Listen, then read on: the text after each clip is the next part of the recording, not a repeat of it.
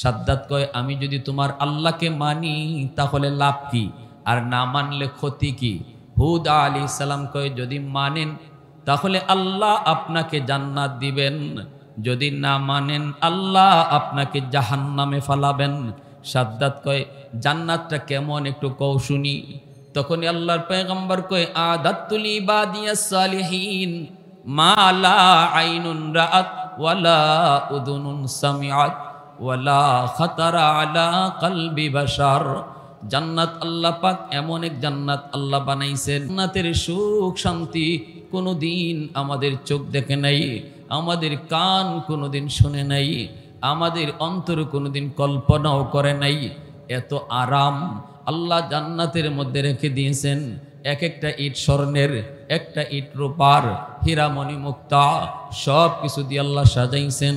হুর গিলমান দিয়া আল্লাহ জান্নাত সাজায়া রাখছেন। যখনই এইভাবে পয়গম্বর তাকে বুঝাইলেন, সাদ্দাত বড় অহংকারী, সে বলে আমিও এমন একটা জান্নাত বানাবো। আল্লাহ যদি বেহেশত দিতে পারে তো আমি তোমার আল্লাহর বেহেশত কেন নিব, আমি নিজেই বেহেশত বানাবো। নাউজুবিল্লাহ, জোরে কোন, আরো জোরে কোন নাউজুবিল্লাহ। আমি তোমার আল্লাহর দেওয়া বেহেশতে কেন যাব, আমি আমার নিজের বেহেশতই বানাবো। মাত্র ভূমিষ্ঠ হয়েছে সাদ্দাত, জাহাজ ডুবে গেল, সবগুলি যাত্রী মারা গেল। আল্লাহ তার কুদরতে কাঠের উপরে মা আর শিশুটারে আল্লাহ বাঁচায় নিল। আল্লাহ যদি বাঁচাইতে চায় তাহলে কেউ তারে মারতে, জোরে কোন আওয়াজ দিতে রাজি আছেন আপনারা আমার সাথে? সবাই রাজি আছেন তো? আলহামদুলিল্লাহ। আমার কথা বুঝেন তো? প্রশংসা করব কার? একটু জোরে আওয়াজ দেয়া বলেন কার? আর একটু জোরে মালিকের নাম কার? আলহামদুলিমান কদ্দারা খাইরাও ওয়া খাবালা, আলহামদুলিমান কদ্দারা খাইরাও ওয়া খাবালা, ওয়া শুকরু লিমান সাওয়ারা হুসনাও ওয়া জামালা, ফরদুন সামাদুন আন সিফাতিন খালকি বারিউন, রব্বুন আযালিয়ুন খালাকাল খালকা কামালা, লা জিদ্দা ওয়ালা নিদ্দা ওয়ালা হাদ্দা লিমাওলা, লা জিদ্দা ওয়ালা নিদ্দা ওয়ালা হাদ্দা লিমাওলা, আল আনা কামা কানা ওয়ালাম ইয়ালকা যাওয়ালা, আল আনা কামা কানা ওয়ালাম ইয়ালকা যাওয়ালা। মোহাব্বতের সাথে আওয়াজ দিয়া বলেন আল্লাহু আকবার। আর একটু জোরে কও না ভাই আল্লাহু আকবার। আরো জোরে আল্লাহর শুনাই আল্লাহু আকবার। এত বড় জালেম সাদ্দাত, আল্লাহ তার উপরে কত অনুগ্রহ করেছেন, আল্লাহ তার উপরে কত দয়া করেছেন, এরপরে কত বড় জালেম হলো। আল্লাহ তারে শেষ পর্যন্ত কেমনে ধরলেন একটু শুনবার ইচ্ছা কার কার আছে? একটু হাত উঠে আল্লাহকে দেখান। আল্লাহ তুমি প্রতিটা হাতকে কবুল করো। সবাই বলেন আমিন। আরো জোরে বলেন আমিন। কাঠের উপরে ভাসতেছে, মা সন্তানকে নিয়ে কাঠের উপরে ভাসতেছে। বাঁচাইলেন কে? আল্লাহ। এইদিকে জেলেরা নদীতে মাছ ধরার জন্য নামলো, তারা তো দেখতেছে ব্যাপার কি ব্যাপার কি। ভাইরা বন্ধুরা, হঠাৎ করে আল্লাহ পাক কয় ও আজরাইল যাও, তাড়াতাড়ি করে যাও। ওই যে কাঠের উপরে ভাসতেছে মা আর দুধের বাচ্চা, এই মা আর দুধের বাচ্চাকে আমি আল্লাহ বাঁচায় রাখছি, তুমি যে মার জানটা কবজ করে নিয়ে আসো। মালাকুল মউত আজরাইল অবাক হয়ে গেলেন, অবাক। দুধের বাচ্চাটা একমাত্র বাঁচার অবলম্বন হলো তার মা। দুঃখিনী মা দুধের মার দুধ খাইতেছে। ওই অবস্থায় দুধের শিশুটা যদি মার ইন্তেকাল হয়ে যায়, মা যদি মারা যায়, তাহলে বাঁচার উপায় নেই বাচ্চাটার। মালাকুল মউত আজরাইল চিন্তায় পড়ে গেলেন, হায় এই শিশুটার কি অবস্থা হবে। কিন্তু আমার আল্লাহর আদেশ তো শিরোধার্য, আল্লাহ যখন যা বলেন তাই তো করতে হয়। এক বিন্দু আল্লাহর আদেশ থেকে নড়ার ক্ষমতা। ইদা জাআ আজালুহুম লা ইস্তাখিরুনা সাআতাও ওয়া লা ইস্তাকদিমুন। যার যখন মরণের আদেশ চলে আসবে একটা সেকেন্ডও আল্লাহ পাক এদিক সেদিক করবেন না। আল্লাহ পাক যখন যার মরণের আদেশ দিবে, সে যদি ঘাটে থাকে ঘাটেই তার মরণ হবে, সে যদি তখন নৌকায় থাকে নৌকায় তার মরণ হবে, সে যদি তখন বাসে থাকে বাসেই তার মরণ হবে। সে ঘরে না বাহিরে এটা কখনো দেখা হয় না। বয়স তার কত তাও খেয়াল করা হয় না। কত সন্তান বাবার আগে কবরে চলে গেল, কত নাতি দাদার আগে কবরে চলে গেল। দুনিয়ায় আসার সময় সিরিয়াল মেনটেন হয়, যাবার সময় কোনো সিরিয়াল মেনটেন হয় না। বাবা আগে যাবে নাকি সন্তান আগে যাবে কেউ জানে না। আসার সময় বাবা আগে আসে রে যুবক, সন্তান পরে আসে, কিন্তু যাবার সময় কে আগে যাবে কেউ জানে না, ঠিক না? মালাকুল মউত আজরাইল কে আল্লাহ তোমার আদেশ শিরোধার্য, চলে গেলেন যে আমার রূহটা কবজ করে নিয়ে আসলেন। কিন্তু মালাকুল মউত আজরাইলের ওই দিন মহিলার রূহটা কবজ করতেও মায়া লাগছে। আজরাইলের রূহ কবজ করতে কখনো মায়া লাগে না, কিন্তু ওই দিন দুধের মার রূহটা কবজ করতে আজরাইল আলাইহিস সালামেরও মায়া লাগছে। কেন মায়া লাগছে? ওই দুধের বাচ্চাটার কথা খেয়াল করে। হায় এই দুধের বাচ্চাটার কি হবে, এই দুধের বাচ্চাটার কি হবে, এই চিন্তা করে মায়া লাগলো। কিন্তু রূহটা তো কবজ করে নিয়ে আসলেন। এইদিকে ভাইরা বন্ধুরা, ওই দুধের বাচ্চাটাকে আল্লাহ পাক কেমনে বাঁচান, কেমনে বাঁচান, আল্লাহ কেমনে দয়া করেন একটু মন দিয়ে শোনেন। এইদিকে কাঠের উপরে বাসতেছে দুধের বাচ্চাটা। এবার মা নাই, মা নাই, দুধের বাচ্চা একা পানিতে ভাসায় ভাসায় একটা জঙ্গলের কিনারায় নিয়ে আসলো। এই জঙ্গলের কিনারায় কাঠটা লাগলো, বাচ্চাটাও কিনারায় ভাসলো। আল্লাহ পাক রব্বুল আলামিন দুধের বাচ্চাটার দুধের ব্যবস্থা আল্লাহ করলেন। কেমনে করতেছেন? এর যুবক, দুধের বাচ্চার দুধের প্রয়োজন, দুধ ছাড়া তার আর কোনো কিছুই তারে বুঝ দেয়া যাবে না। আল্লাহ তারে দুধ খাওয়াবেন কেমন করে? দুধের বাচ্চা তো দুধের জন্য কান্না করে, কিন্তু দুধ পাবে কোত্থেকে? আল্লাহ পাক জঙ্গলের একটা বাঘিনীকে আল্লাহ আদেশ করলেন, যেই বাঘিনীটা বাচ্চা প্রসবের পর বাচ্চা মারা গেল, এই বাঘিনীর দুধেও দুধ, কিন্তু তার দুধ খাওয়ার বাচ্চা নাই, বাচ্চা মারা গেছে। বাঘিনীটাও বড় কষ্টে আছে। আল্লাহ পাকের আদেশ, আল্লাহ পাকের ইশারা, নদীর কিনারায় তুমি চলে যাও। একটা দুধের বাচ্চা পানির কিনারায় এসে দুধের জন্য কান্না করে। আমি আল্লাহর আদেশ, আমি আল্লাহর আদেশ, তুমি বাঘিনী যায়া তাকে দুধ পান করাও। একটু জোরে কন্যা সুবহানাল্লাহ, আর একটু জোরে কন্যা সুবহানাল্লাহ। আল্লাহ চাইলে আল্লাহ পারে কি পারে না? আল্লাহ চাইলে পারে কি পারে না? সব ক্ষমতার মালিককে নাকি জনগণ? এই যুবক আওয়াজ দিয়ে বলো, সকল ক্ষমতার মালিককে? আরো জোরে বলো কে? সকল ক্ষমতার মালিক জনগণ যারা কয় এরা শিরিক করলো, ঠিক কিনা? জোরে বলো। সকল ক্ষমতার মালিক জনগণ নয়, মালিক কে? এক কথা ইমান যাবে মিয়া, ইমান চলে যাবে। রাজনীতি করো করো, ইমান হারায়ও না, ঠিক কিনা? আমার রাজনীতি যতক্ষণ ইসলাম মানবে, নেতা মানবো ততক্ষণ যতক্ষণ কোরআন মানবে, দল করব যতক্ষণ আল্লাহ রসুল মানবে।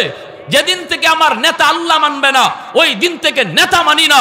যেদিন থেকে আমার দল কোরআনের বিরুদ্ধে কথা বলবে, সেদিন থেকে দল করি না। এর নাম হলো মুসলমান। কারণ কেউ এই দোয়া করে না আল্লাহর কাছে, আল্লাহ আমি যে দল করি এই দল নিয়ে যেন কবরে যাইতে পারি। এই দোয়া কেউ নামাজে করে? নামাজে দোয়া করে আল্লাহ মরণ যেন আমার ইমানের হালে হয়। সবাই চায় যেন আমার কবরে ইমান সাথে যায়। এজন্য আমার ভাইরা বন্ধুরা, যুবক,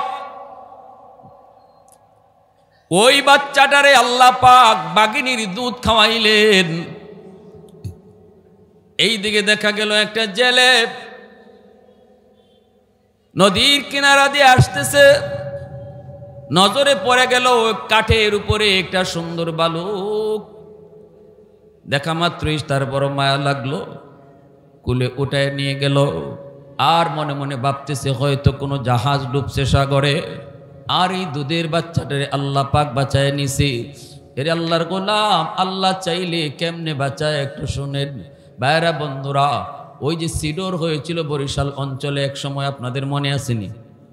হ্যাঁ, অনেক লোক মারা গেছিল, অনেক। আমরা ঢাকা থেকে গিয়েছিলাম, উলামায়ে কেরাম আমরা গিয়েছিলাম, আমিও গিয়েছিলাম। গেলাম বরগুনা পাথরঘাটা, সেখানে যাই আমি সব কিছু দেখতেছি। ওই অবস্থায় মানুষদেরকে টাকা দিচ্ছি বাড়িঘর আমাকে তারা দেখাইতেছে, হুজুর এই জায়গায় একটা ঘর ছিল, বাড়ি ছিল, দেখেন বিটাটা পর্যন্ত নাই, কোনো কিছুর অস্তিত্ব পর্যন্ত নাই, কোনো কিছুর অস্তিত্ব নাই। এইভাবে দেখাইতেছে, চোখের পানিটাও আমার চোখ দিয়ে পড়ছে। একজন আয় তো কয়, হুজুর এর ফ্যামিলিতে ছিল 10 জন, আছে শুধু 2 জন, 8 জন নাই। অমুক ফ্যামিলিতে আসছিল 5 জন, আছে শুধু 1 জন, 4 জন নাই। এইভাবে আসতেছি আর টাকা দিতেছি, মনটা ভারাক্রান্ত। ওই অবস্থায় কিছু মানুষ একটা মেয়েকে নিয়ে আসলো, 7 বছরের একটা মেয়েকে নিয়ে আসলো, নাম হলো সুমি। পত্রিকায়ও মেয়েটার ছবি আসছে। সুমিকে আমার পাশে আনা হলো। ওই হুজুর তাকায় দেখেন, 7 বছরের এই মেয়ে সুমি, এই সুমিটাকে আমরা পানি চলে যাওয়ার পর তালগাছের উপরে তারে পাইছি। কিসে পাইছে জোরে বলেন? কয় আমরা যাইতেছি, হাঁটতেছি আর শুনতেছি একটা বাচ্চার কান্নার আওয়াজ। কোথা থেকে কান্নার আওয়াজ? গভীরভাবে ফলো করার পর বুঝতে পেলাম তালগাছের উপরে থেকে কান্নার আওয়াজ। তখন তালগাছে উঠা হলো, ওইটা একজন আমরা পাইলো তালগাছের পাতাগুলির ঝুপড়ির মধ্যে এই বাচ্চাটারে আল্লাহ বাঁচায় রাখছে। অথচ তার মা, তার বাবা, তার ভাই, তার বোন কেউ জীবিত নাই, সবাই মারা গেল। এই বাচ্চাটা সাঁতারও জানতো না, আল্লাহ পাক রব্বুল আলামিন তার কুদরতে বাঁচাইলো। এজন্য বলি, আল্লাহ যদি বাঁচাইতে চায় কেউ তারে মারতে পারে না, আর আল্লাহ যদি কাউকে ধরে কেউ তারে সারাইতে পারে না।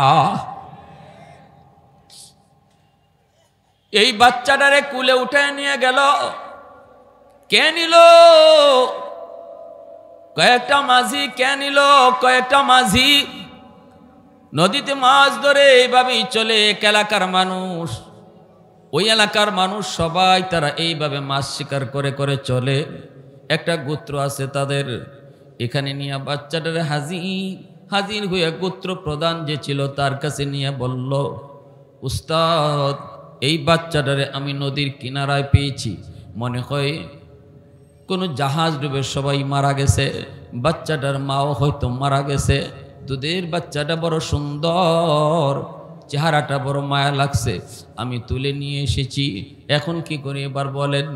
গোত্রের সর্দার যে ছিল সে কয়, আমার তো কোনো সন্তান নাই, এই সন্তানটারে তুই আমাকে দিয়ে দে, আমি তারে লালন পালন করব, আমি তারে বড় করব। দিয়ে দিল গোত্র প্রধানকে। এইবার গোত্র প্রধান তারে পালতে লাগলো। আস্তে আস্তে বাচ্চাটা খেলাধুলার বয়স হলো, চতুর্দিকেই তার সুনাম, সুন্দর সুন্দর চেহারাটা বড় সুন্দর, ব্রেইনও তার অনেক ভালো, আদব আখলাকও বড় ভালো। সবাই তারে মায়া করে, সবাই তারে আদর করে। খেলার মাঠে গেল, খেলাধুলা করতেছে। ওই অবস্থায় সবাই দেখি খেলার মাঠের পাড় দিয়ে বিশাল একটা সৈন্যবাহিনী যায়, বিশাল বড় একটা বাহিনী যাইতেছে। সবগুলি বাচ্চা ভয়ে তারা পালায় গেল, কিন্তু এই বাচ্চাটা গেল না, কারণ তার সাহস বড় বেশি, অনেক সাহস, অনেক সাহস। সে তাকায়া তাকায়া সৈন্যবাহিনী যাওয়ার যাত্রা দেখতেছে, দৃশ্য দেখতেছে। সেনাবাহিনীও তাকায় রইছে, সবাই ভয়ে ভয়ে চলে গেল। কিন্তু এই বাচ্চাটা কত বড় দুঃসাহস, সে তো গেল না, সে তাকায় তাকায় আমাগরে দেখতেছে। এইভাবেই ও দেখতেছে, সেনাবাহিনীও দেখতেছে। ওই সেনাবাহিনীর মধ্যে ছিল একজন কানা মানুষ, অন্ধ মানুষ, অন্ধ মানুষ ছিল একজন অন্ধ সেনা। সবাই তারা মনে মনে একটা জিনিস খুঁজতেছে, কয় এই এলাকার জঙ্গলের মধ্যে নাকি একটা গাইবি কোনো একটা এরকম সুরমা পাওয়া যায়, ওই সুরমা যদি চোখে লাগানো হয় অন্ধ মানুষ ভালো হয়ে যায়। সুরমাটা তারা খুঁজতেছে, সুরমাটা কারো পায়ে লেগে সুরমাটা পেয়ে গেল তারা। কিন্তু সেই সুরমা চুকে দেওয়ার আগেই সেনাবাহিনী কয় এটা ভালো সুরমা নাকি এর ভিতরে কোনো বিষ মিশানো, এটা আগে পরীক্ষা করো, তারপরে চুকে লাগাও। যদি লাগাই বা ভালো নিয়তে, যদি ক্ষতি হয়ে যায় আগে একটু পরীক্ষা করে নাও। কেমনে পরীক্ষা করব? ওই পোলাটারে আনো, ওই বাচ্চাটারে আনো, ওর অনেক সাহস দেখো দাঁড়ায় রইছে, ওরই আনো। ডাক দিয়া তারা আনছে, আইনা বলতেছে বাবা এখানে বসো। সবাই গেল, তুমি গেলা না কেন? কয় আমার ভয় নাই, আমি আপনাদেরকে দেখতেছি। ভালো কথা, তাহলে তুমি একটু দাঁড়াও, আমরা একটা সুরমা পেয়েছি, এই সুরমাটা তোমার চোখে লাগাবো, ভালো একটা সুরমা তোমার চোখে লাগাবো। এদের উদ্দেশ্য হলো যদি সুরমার ভিতরে কোনো বিষ মিশানো থাকে তাহলে এই বাচ্চার চোখ নষ্ট হয় হোক, কিন্তু আমাদের যেন ক্ষতি না হয়। চোখের মধ্যে সুরমাটা লাগাইতে দেরি হলো, কিন্তু এই বাচ্চার চোখের সামনে অদৃশ্য জিনিস ভাসতে দেরি হলো না। ওরা মনে করছিল বিষ টিস মিশানো।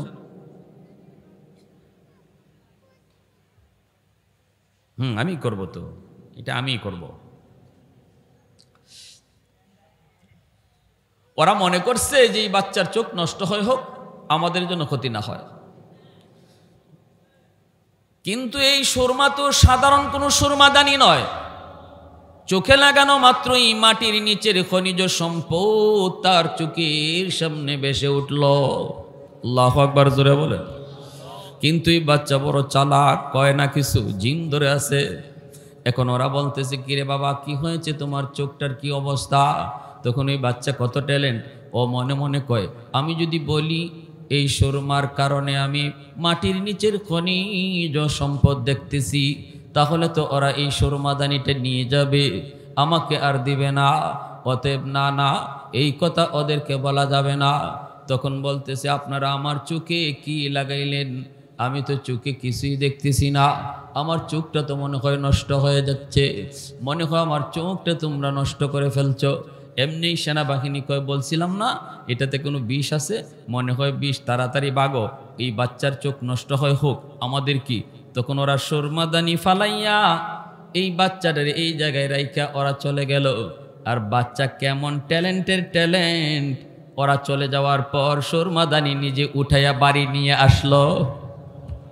আই সেই বাবারে কয় আব্বা একটা সুরমা পেয়েছি বলে। কেমনে? কয় এমনে। কয় তো কি হয়েছে? কয় আব্বা চোখে লাগানোর পর মাটির নিচের খনিজ সম্পদ আমি সব দেখতেছি, কোথায় স্বর্ণ, কোথায় রূপা, কোথায় হীরা, কোথায় মণিমুক্তা, সব কিছু আমি দেখতে পাইতেছি।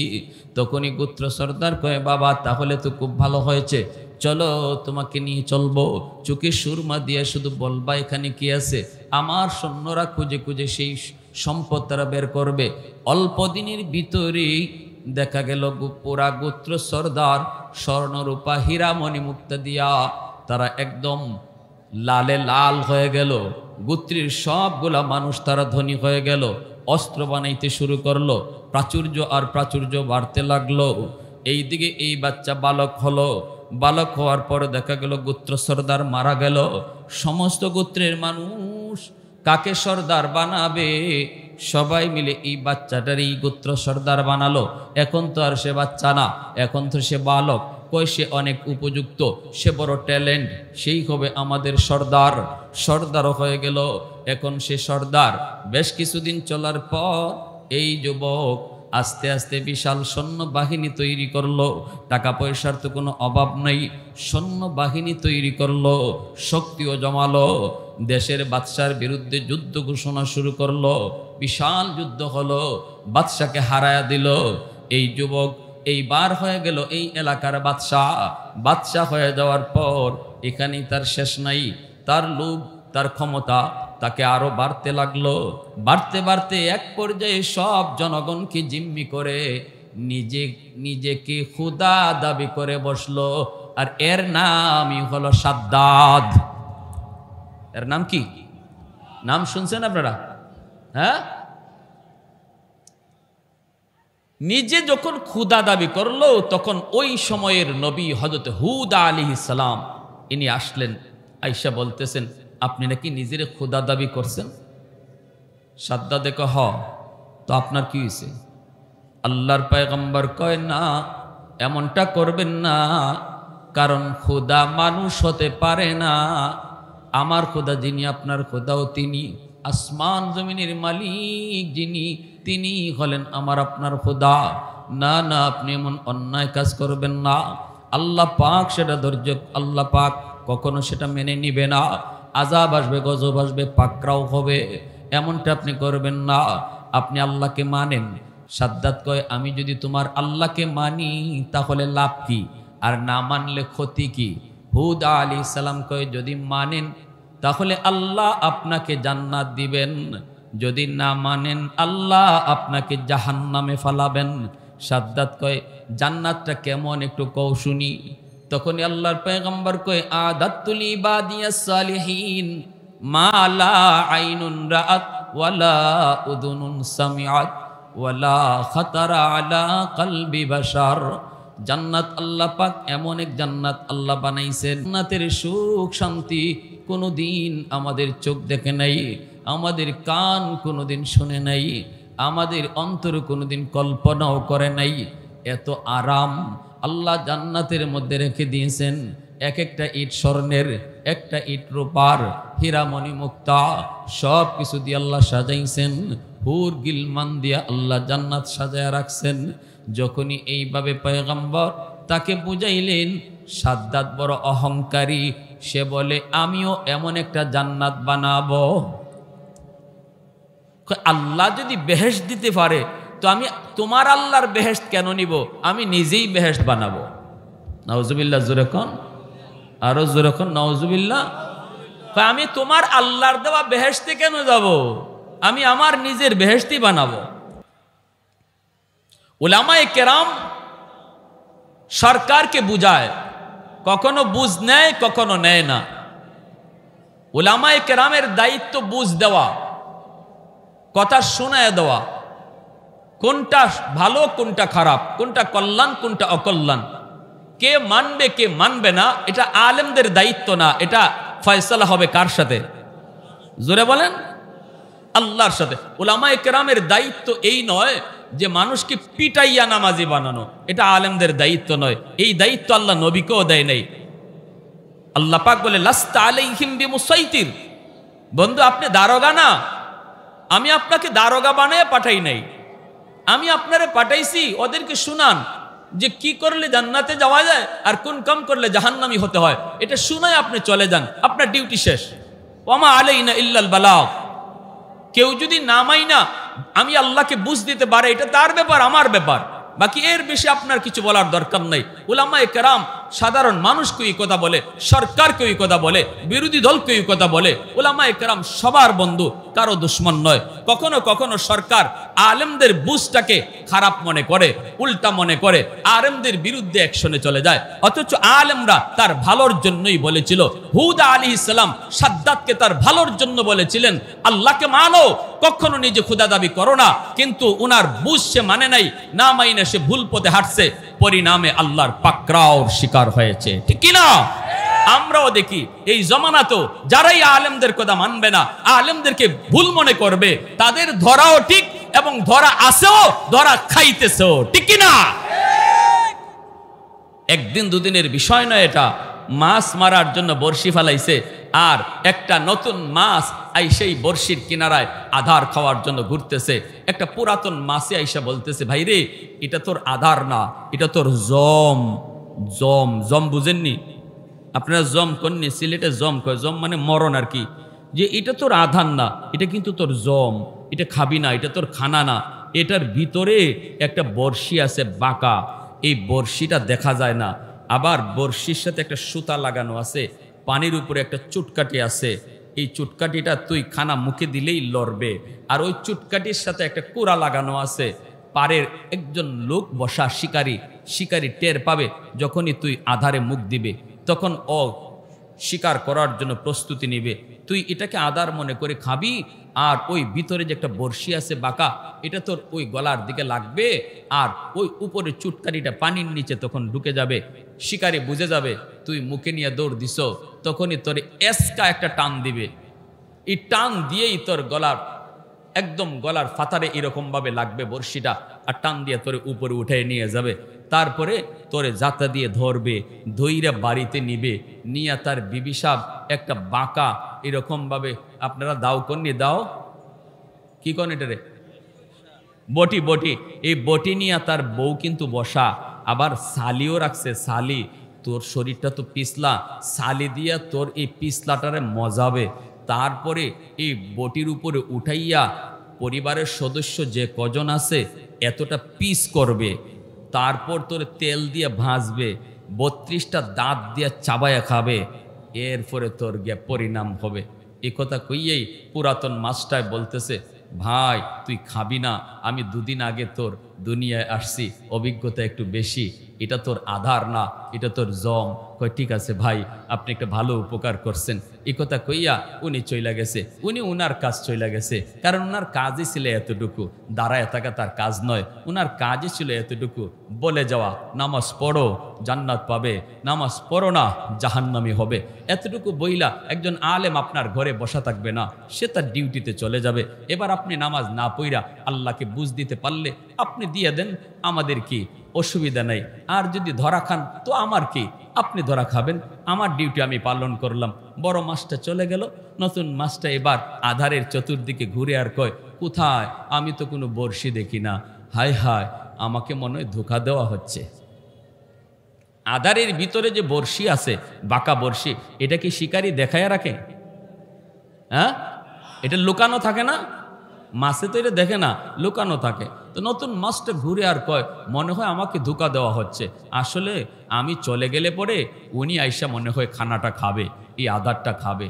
তো উপরেও তাকায়, দেখে যে না, উপরেও কোনো মানুষ দেখা যায় না, কোনো শিকারিও দেখা যায় না। তখন সে ওভার শিওর হলো যে না, আসলে এটা আমার একটা ধোঁকা, আসলে ধোঁকা, আমাকে এখান থেকে সরাইয়া বড় ভাই এসে খানাটা খাবে, আমি খেতে দেব না, আমিই খাবো। কইয়েই সে আধারটা নিজেই খাইল। বলুন তো, খাওয়ার পরে তার গলায় লাগলো নি? বর্ষি লাগছে তো, উপর থেকে টান দিছে তো, পারে উঠাইছে তো, ধরতেছে তো, ধরছে তো, ঘরে নিছে তো, বটিতে উঠছে তো। তখন কয়, হায় আমি যা বুঝেছিলাম সব ভুল বুঝেছি, হুজুর যা বলেছিল ঠিক বলেছিল, ঠিক না? আমাকে আরেকবার সুযোগ তোমরা দাও, আর আমি এই আধার খাবো না, আর খাবো না, আমাকে আরেকটা বার সুযোগ দাও। কোনো শিকারী আর সুযোগ দিবে? মাছটা নাড়াচাড়া করে লাফালাফি করে এই কথাই কিন্তু বলে, আর খাবো না, আমাকে একটা বার সুযোগ দাও, আর খাবো না, আর খাবো না, একটা বার সুযোগ দাও। দেয়? দেয়? ভাইরা বন্ধুরা, হুদ আলাইহিস সালাম তখন বারবার তারে বললেন, কিন্তু বুঝে মানল না।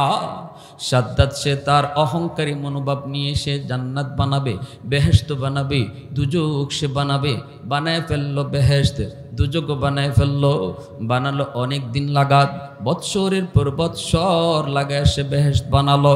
ভাইরা বন্ধুরা, এরপরে তার সেই স্বপ্নের বেহেশতে সে ঢুকবে।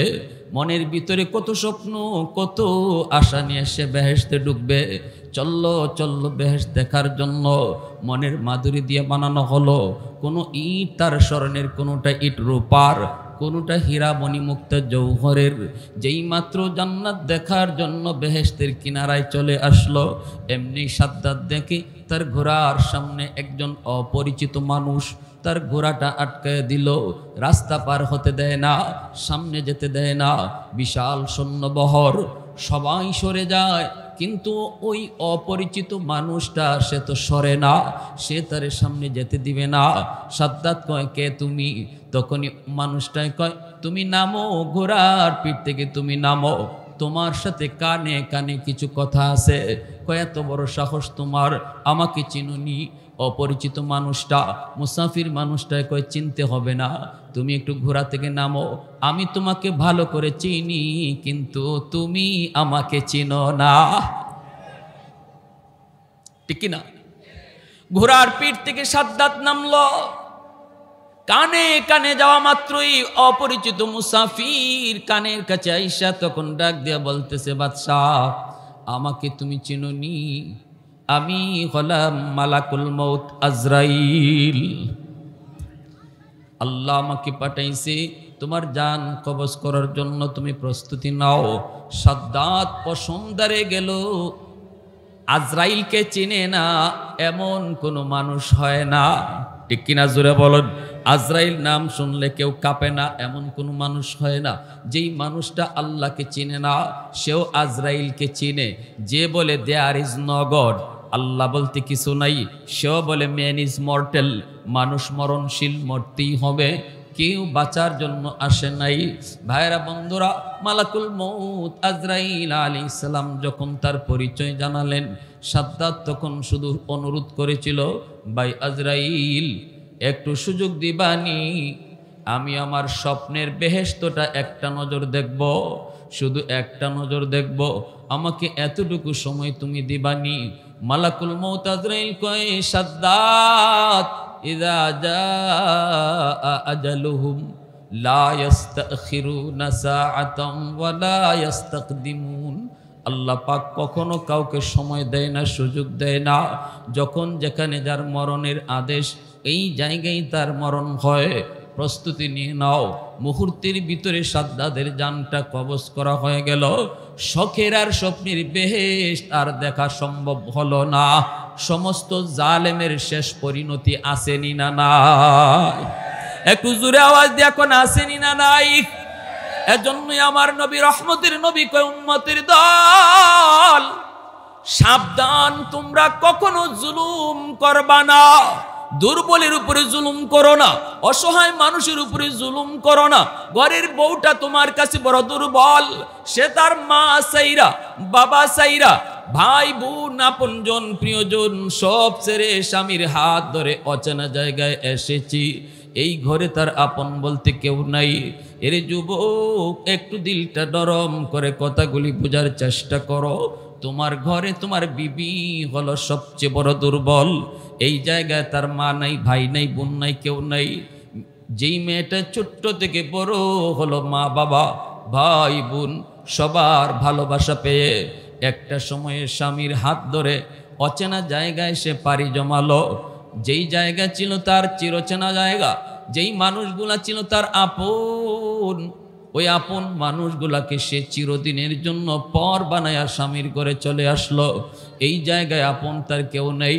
তুমি স্বামী যদি জুলুম করো, তুমি যদি তার উপর অত্যাচার করো, চোখের পানিটা মাটিতে পড়বে না। কখনো কখনো দেখবেন মহিলা ফোন দিয়া বাবার কাছে কয় না, বউয়েরা মার কাছেও জানায় না, স্বামীর বাড়ি নির্যাতনের কথা শোনায় না। কারণ মা অহেতুক টেনশন করবে, বাবা অহেতুক টেনশন করবে। পাকঘরে যায় চোখের পানিটা ফালায়, বাথরুমে যায় চোখের পানিটা ফালায়। এ যুবক, আমার নবী, রহমতের নবী কয়, ওই চোখের পানির ফুটাটা মাটি গ্রহণ করে না, আল্লাহর আদালতের ফাইলে গিয়ে জমা হয়ে যায়। কিয়ামতের ময়দানে বহু স্বামী স্ত্রীর মামলায় আল্লাহর আদালতে ধরা খেয়ে যাবে। কখনো কখনো মোহরের টাকা না দিয়ে ধরা খাবে। এমন বহু ছেলে পাওয়া যাবে, স্ত্রীর মোহরের টাকা না দিয়েই কবরে চলে গেছে। এমন বহু স্বামী পাওয়া যাবে, স্ত্রীর গায়ে হাত উঠাইছে। এমন বহু স্বামী পাওয়া যাবে, স্ত্রীকে মানসিকভাবে টর্চারিং করছে। কিয়ামতের ময়দানে আল্লাহর আদালতে বিচার, বিচার, দুর্বলের বিচার। আল্লাহ পাক রব্বুল আলামিন কল বলবে, বান্দা তোর নামাজ তোর এই জায়গায় আটক, তোর হজ এখানে আটক, তোর রোজা, তোর তাসবিহ, তোর তাহলিল সব এখানে আটক।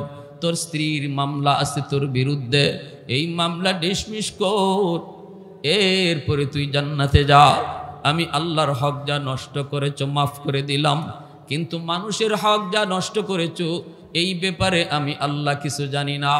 ওই দিন আপনি স্ত্রীর কাছে মাপ চাইবেন, কিন্তু স্ত্রী আপনাকে মাপ দিবে না।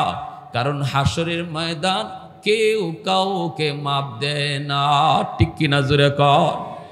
হাসরের ময়দান দয়া দেখানোর জায়গা না, হাসরের ময়দান আদায় করে নেওয়ার জায়গা। বলবে, বিবি গো, এত আদর করেছি, এত মায়া, ঈদে ঈদে তোমাকে নতুন শাড়ি কিনে দিয়েছি, আজকে আমাকে মামলা দিয়ে আল্লাহর দরবারে আটকায়ও না। দয়া করে তুমি মাফ করে দাও। কিন্তু কোন স্ত্রী স্বামীকে মাফ দিবে না। মার মামলা থাকবে সন্তানের উপরে, বাবার মামলা থাকবে সন্তানের উপরে। সন্তান মার কাছে হাত জোর করে মাপ চাবে, বিন্দু পরিমাণ মায়া সন্তানকে দেখাবে না। যেই মা দুনিয়াতে কেউ যদি তার সন্তানকে মারতে আসতো, মা আগে দাঁড়ায় বলতো আমাকে তোরা হত্যা কর, কিন্তু আমার সন্তানের গায়ে তোমরা টাচ করবা না। ওই মা ও কিয়ামতের ময়দানে সন্তানকে বিন্দু পরিমাণ মায়া দেখাবে না। আমার ভাইয়েরা বন্ধুরা, জন্য বলছিলাম যুবক, মানুষের হক বড় খতরনাক, বড় সঙ্গীন। নামাজ তোমার আটক, রোজা তোমার আটক, হজ তোমার আটক। এজন্যই তো আমার নবী, রহমতের নবী, মরজে মৌতের আগে নবীজি মসজিদে নববীতে এলান করেন, সাহাবীরা কোন দিন জানি আমার মরণের ডাক চলে আসে, এর আগে আমি তোমাদের কাছ থেকে মাপ নিতে চাই। যদি আমি কারো হক নষ্ট করে থাকি, আমি যদি কাউকে কষ্ট দিয়ে থাকি, আমি নবী তোমাদেরকে আবদার করি, আদায় করে নাও আদায়। মরণের পরে আল্লাহর আদালতে মামলা দিও না।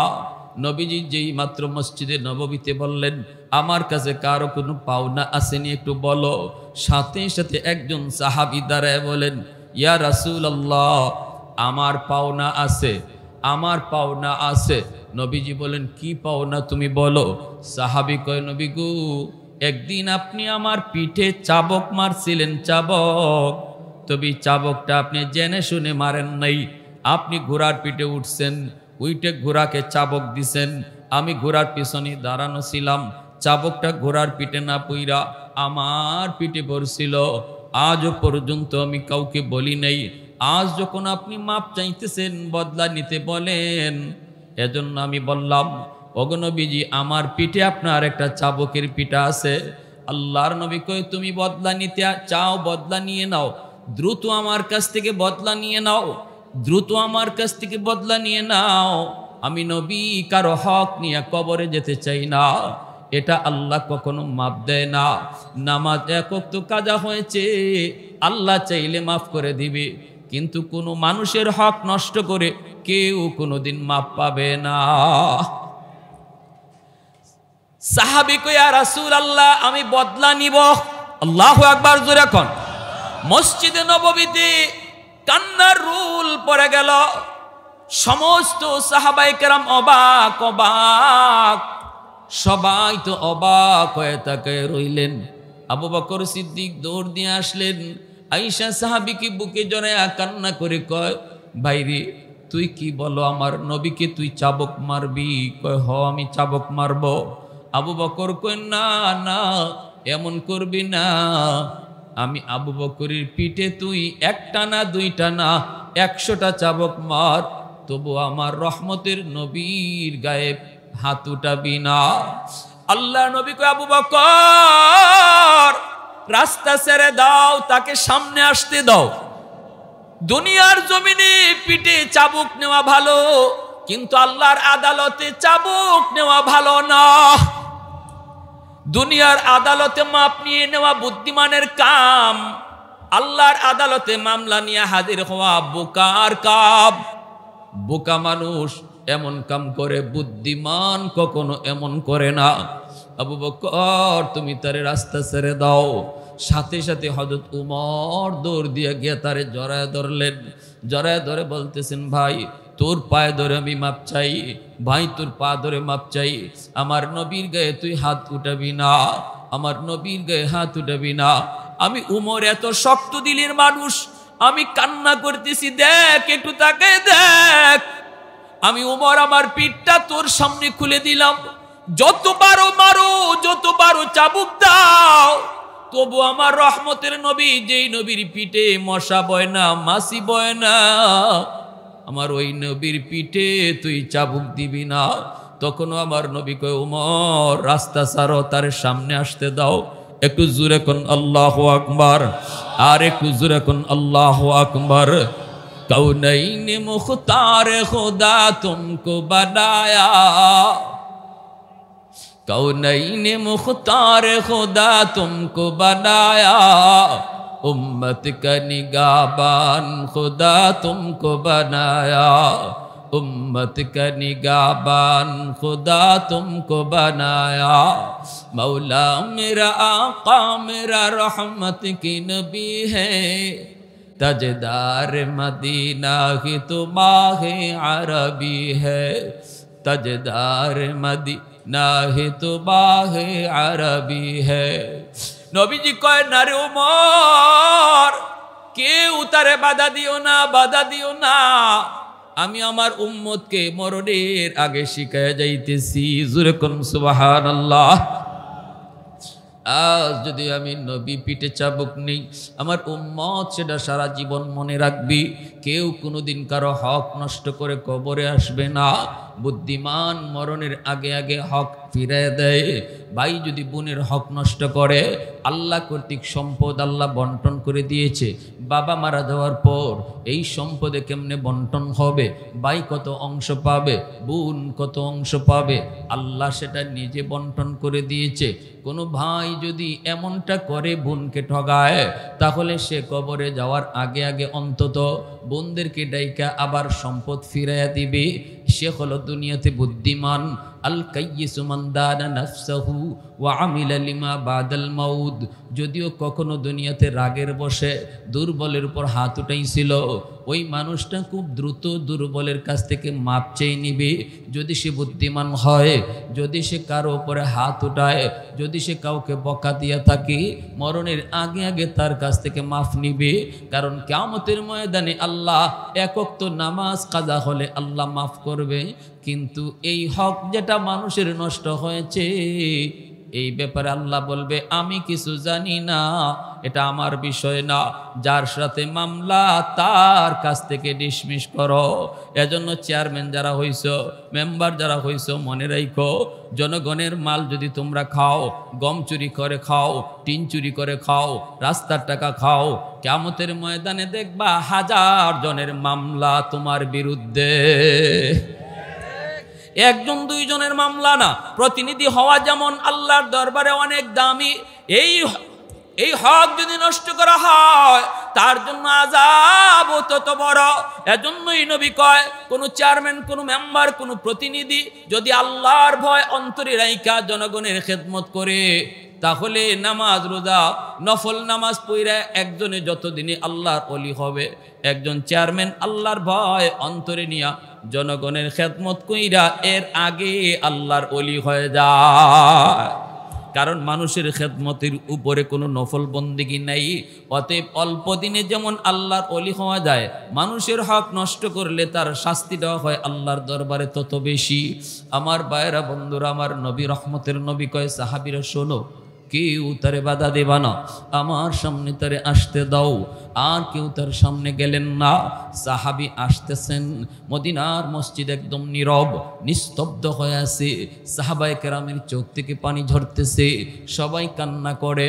আজ আমার নবীর পিঠ মুবারক, যেই পিঠে কোনোদিন মাছি বয় নাই, মশা বসে নাই, এই পিঠে একজন সাহাবী যে চাবক মারবে, কেমনে মদিনার মানুষ সেটা সহ্য করে? সাহাবায়ে কেরাম সেটা কেমনে সহ্য করে? সবাই নিস্তব্ধ নীরব হয়ে বসা। সাহাবী সামনের দিকে আগাইতে লাগলেন, নবীজির কাছে যায় বলতেছে, ইয়া রাসূলুল্লাহ, ওগো নবীজি, আমাকে আপনি যেদিন মারছেন ওই দিন আমার গায়ে কোনো জামা ছিল না। যদি 100 সমানে সমানে বদলা নিতে হয়, তাহলে আপনার গায়েও কোনো জামা রাখতে পারবেন না। তখন ছিল আমার খালি গায়ে কোনো জামা ছিল না। যদি সমানে সমানে আমার বদলা নিতে হয়, তাহলে আপনিও জামা রাখতে পারবেন না। মায়ার নবী, দয়ার নবী, এই কথা শোনার পর নবী নিজে জামা খুলে ফেলতেছেন। আল্লাহু আকবার, জোরে বলেন, একটু জোরে আওয়াজ দিয়ে কন্যা আল্লাহু আকবার, আরো জোরে কন্যা আল্লাহু আকবার। রহমতের নবী তার জামা খুলে ফেলতেছেন, জামা খুলে ফেলতেছেন। মদিনার মসজিদে কান্নার রুল পড়ে গেল, রুল। সাহাবীরা কান্দে আর কই রে, না না, এমন করবি না, এমন করবি না, আমার রহমতের নবীর গায়ে তুই হাত উঠাবি না। সবাই হাউমাউ করে কাঁদতেছে, কারণ আমার আল্লাহ এমন ভাবে আমার নবীকে বানাইছে, এমন ভাবে আমার নবীকে বানাইছে কান্নাকা খুলিকতা কামা তাশাউ। সাহাবী কয় নবী গো, আপনার দিকে তাকাইলে মনে হয় আল্লাহ আপনার মর্জি মতো আপনাকে বানাইছে। চোখ বানানোর আগে যেন আল্লাহ আপনারে জিজ্ঞেস করেছে, বন্ধু আমি তোমার চোখ বানাবো, কেমনে চোখ বানালে তুমি খুশি একটু বলো। নবী গো, আপনি যেভাবে বলছেন এভাবেই যেন আপনার চোখটা আল্লাহ বানায় দিছে। আপনার কপালের দিকে তাকাইলে মনে হয় আল্লাহ আপনারে জিগাইয়া কপাল বানাইছে। আপনার পিঠের দিকে তাকালে মনে হয় আল্লাহ আপনারে জিগাইয়া জিগাইয়া আপনার বডিটা বানাইছে। এত সুন্দর করে আমার আল্লাহ আপনারে বানাইছে। আজকে আমার ওই নবীর খালি গায়ে তুমি চাবুক মারবা না রে সাহাবী, না এমন করবি না, এমন করবি না। কিন্তু আমার নবী যেই মাত্র জামা খুলছেন, সাহাবী তো কারো কান্না শুনে না, ইনি তো চাবক হাতে নিয়ে নবীর পিছনে গিয়ে দাঁড়ায় গেছে। আমার নবী তো জামা খুলে ফেলছেন, এখন তো নবীর পিঠে আর কিছু নাই। নবী পিঠ থেকে জামাটা টান দিয়ে এইভাবে সামনে খুলে ফেলছেন, নবীর পিঠে আর কিছু নাই, নবীর পিঠটা খালি। সবাই তাকায় আছে ইনি চাবক মারবে, কিন্তু হঠাৎ করে দেখা গেল কি, চাবকটা হাত থেকে ফালাইয়া আমার নবীর পিঠের মধ্যে যে মোহরে নবুয়ত, যেই মোহরে নবুয়ত কেউ দেখে না, নবী কাউকে দেখায় না, দেখায় না, ওই মোহরে নবুয়তে ইনি চুমা খাওয়া শুরু করছে। একটু আওয়াজ দেয়া কও না সুবহানাল্লাহ, আরো জোরে সুবহানাল্লাহ।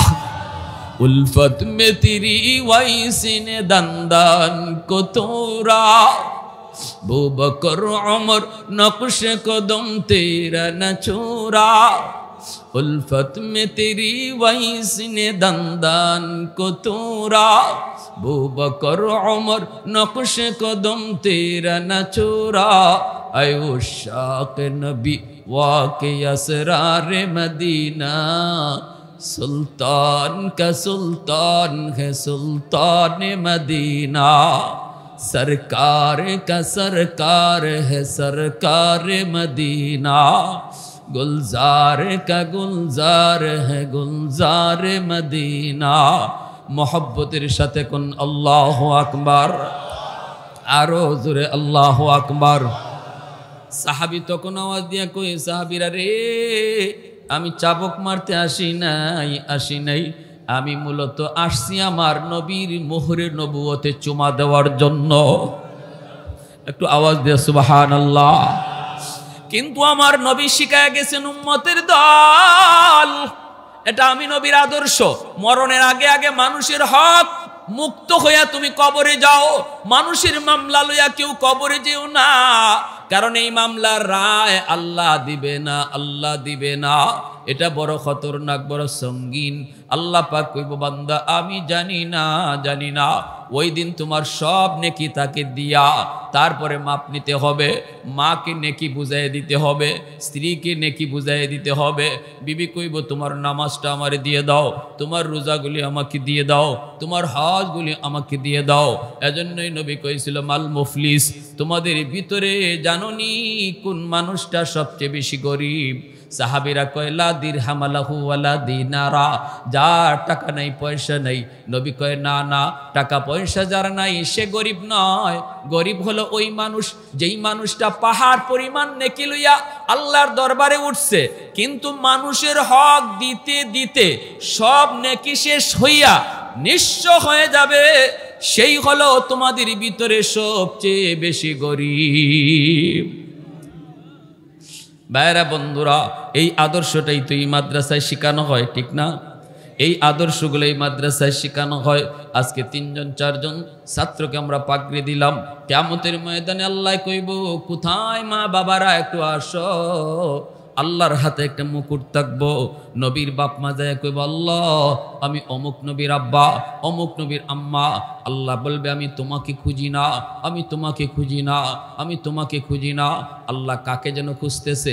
আল্লাহর হাতে একটা মুকুট, আল্লাহর হাতে একটা পাগড়ি। দৌউহু আহসানু মিন দৌইশ শামস, যেই পাগড়িটার পাওয়ার, যেই মুকুটের পাওয়ার সূর্যের পাওয়ারের চেয়েও বেশি হবে।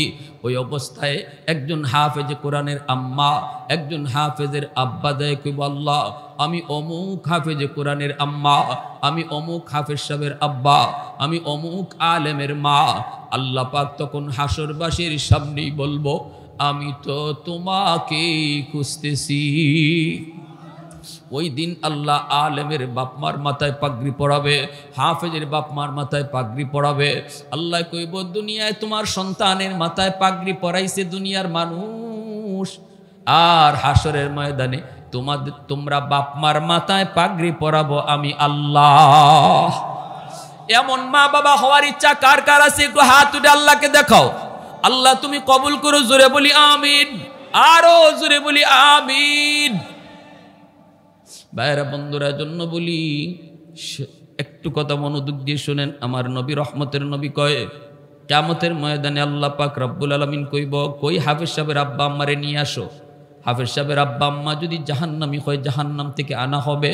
তখনই তার দাদা দাদি কইব, তোমরা দয়া আমাদের কথা একটু কইও, আমরা একটু বিপদে আছি।